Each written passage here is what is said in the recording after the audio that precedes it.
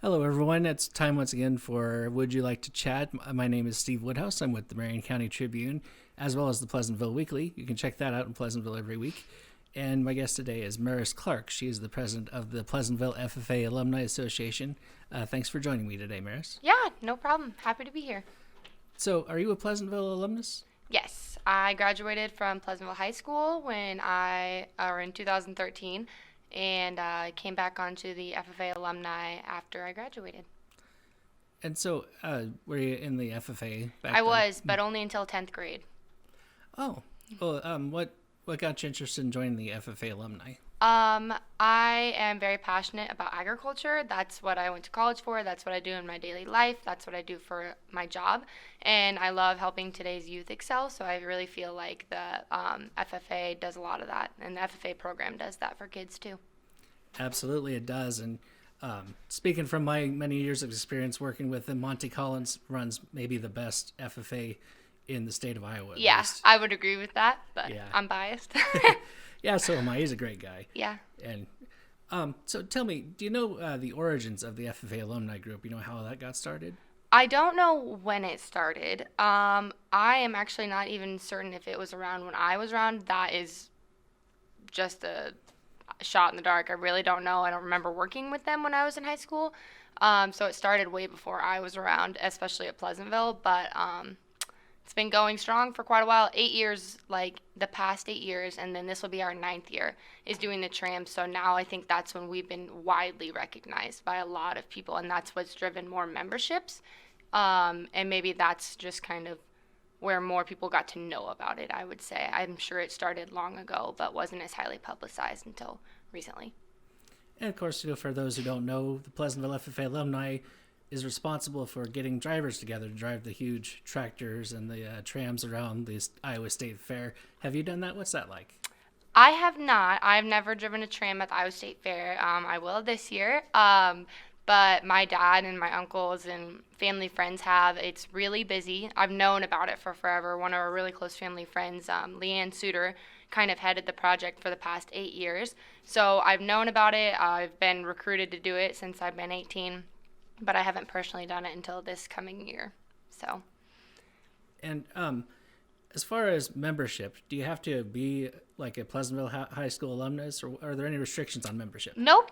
We have plenty of members of our alumni that didn't go to Pleasantville, might have come here. Maybe they have kids that go here. Maybe they're just a part of the community and they're really passionate about ag, and that's great. With that in mind, the trams if you drive one, you technically have to be an annual member, which is $20 a year. And all that money goes straight back to our FFA program, but you renew your dues every year. For insurance purposes, that's the reason that you have to be a member of our FFA alumni, which isn't a bad thing. But that also drives up memberships if we have people from different schools or different communities, or just people that want to help out, then they join, and then we get even bigger. So. And what's the best way to get in touch with you or the organization to become a member? So we have a Facebook page, Pleasantville FFA Alumni Association. I would say that's probably the best way to get a hold of us. We have an email. It's pleasantvilleffaalumni@gmail.com also, if you want to email us. And someone's always monitoring that, whether it be me or the communications chair, Josie Burgett. So. And you haven't driven the tram yourself, but have you heard like any war stories or any fears or things like that come from driving those things? I know, well, no one's ever been injured, so that is very good. But I know we've had people that have driven the wrong route, that have driven up and around the campground, which isn't at all where these trams go. We've had someone accidentally one time tore off an overhang, an awning of a building.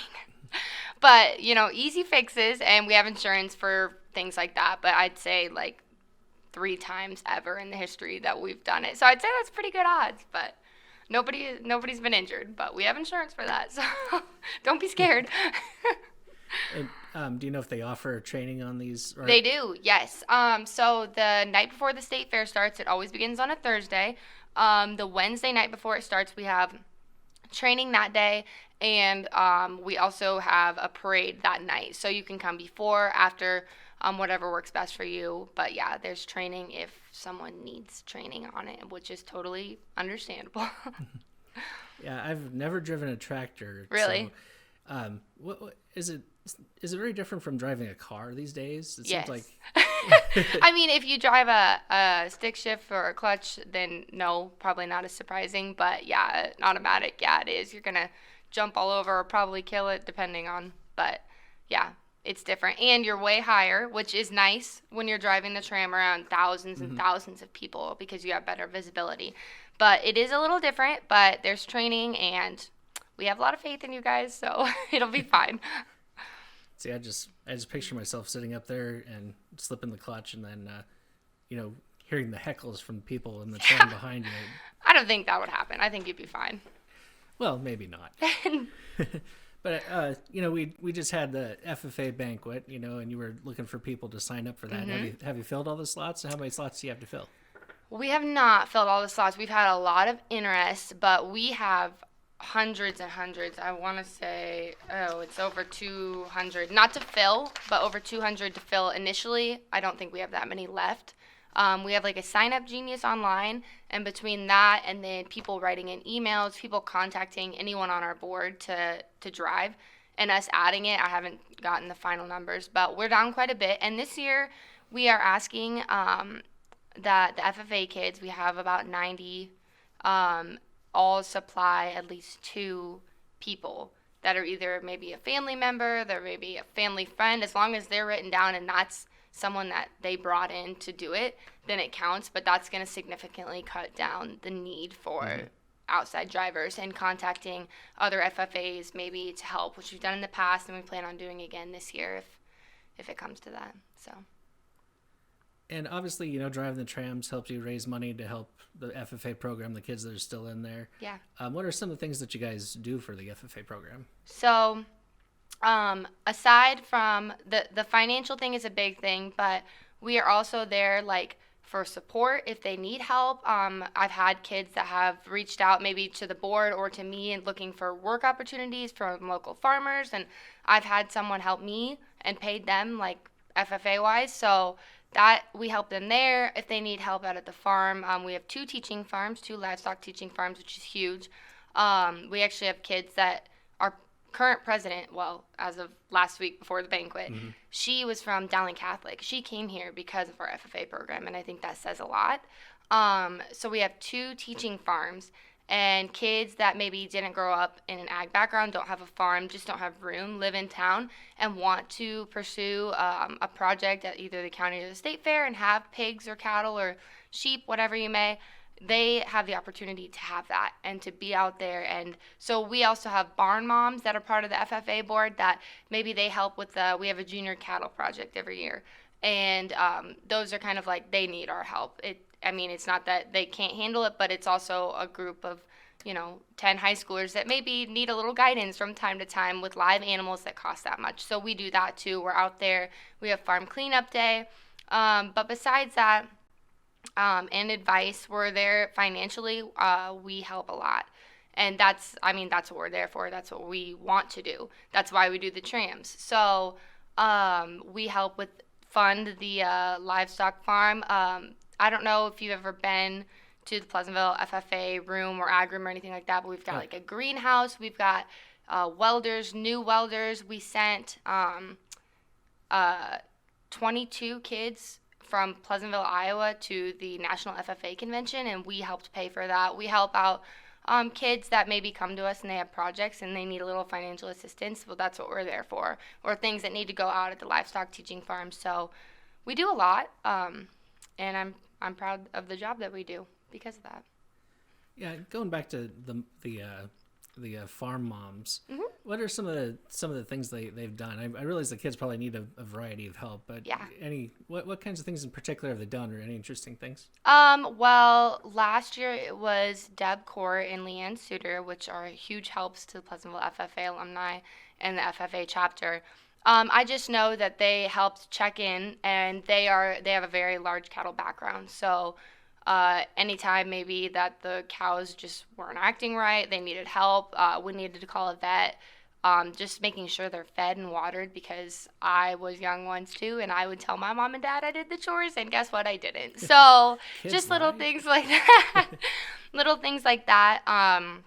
They really helped. I haven't heard any fun stories about maybe things that have happened or left the gate open, but it went really well, and I know that the kids were glad to have those moms there to be able to contact or call or send a picture or FaceTime them and ask, does this look right?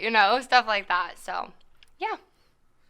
It's, how many members do you have right now in the Alumni Association? We have 138 total. Wow. A lot of those are annual members, which is great. Lifetime memberships are about $275, but that means you don't have to pay ever again. However, I'm going to encourage everyone listening to go the annual route, because the $275, not that there's anything wrong with the state FFA alumni, they get all of that money. We get all of the $20. So it kind of goes more towards helping out your local chapter as opposed to the state FFA alumni, which that's great. But I would encourage everyone to go annual membership with Pleasantville FFA alumni, so that way your $20 each year goes back into that, and it goes right back to the kids. I mean, we don't do anything with that money for us. It's all for the kids. So I didn't realize there was a state FFA Alumni Association. Do you know how many individual chapters there are around the state? I do not. I don't know that answer. Because But it seems like, Pleasantville is pretty unique, especially given the size of the school. yeah, we have a lot of stuff going. That's when I went and talked to the FFA kids at their meeting. It was a month ago. And I just talked about all the different amenities that we have and the opportunities that Pleasantville is really afforded. And I think, like, we did aquaculture. I don't know that we still do that, but we did, and we have the tools to do it. We do welding. We have our own Trojan Ironworks and a plasma cutter. We have a really nice shop. We have a greenhouse, which is huge. I'm really into greenhouses, so I was very excited about that. We have 2 teaching farms, and we just, like, Mr. Collins, when I say he sets up things like they go and tour like a greenhouse, and they go and tour different like facilities, and that really opens a lot of doors to kids that maybe school isn't their thing, and that's okay. But if you're hands-on and you can be good at like welding or a trade or a greenhouse or anything like that and really latch onto that, that's the whole point. And that's like what really excels some students further. So it's pretty cool.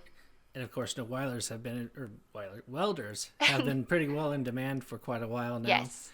And the plasma cutter, that was big, and I know that Weiler, Vermeer, and I'm sure several others, I don't mean to intentionally skip anybody else, Sure. have really helped support the shop out there, and some of the pieces those kids make are pretty amazing. Did you get in on any of that while you were still in school? I was, yeah. I wasn't part of the Trojan Ironworks by any means, but we all got a chance in one of the classes to do the plasma cutter and cut out a little design, and then we welded it together all of ourselves. So, and Weiler and Vermeer are huge donors, so that's fine. that's sort of, they're the 2 biggest ones that replaced. So we recently got brand new welders, and we got brand new ventilation in the shop, and they were donors to that, and they just asked that we put their sign and their name up in the shop, which I think that's a very small token to pay for how much they gave.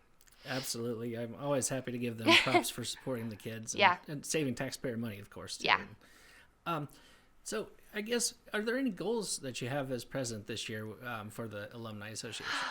So, like I said, Leanne Suter did the trams for the past 8 years, and then the past couple years, Deb Core and Dwayne Harkin have been huge helps alongside of her. But I just give Leanne a lot of credit because she did it for 8 years, and then those guys have helped immensely in the past couple years. They decided to step down this year, and that's fine, but I know for a minute it was a little bit in limbo if we were going to even do the trams, or if it was something we could handle without having one person specifically running everything. In my opinion, the amount of money that we bring in for that and the amount of money that we disperse for good, it's not really something that we can afford to give up right now.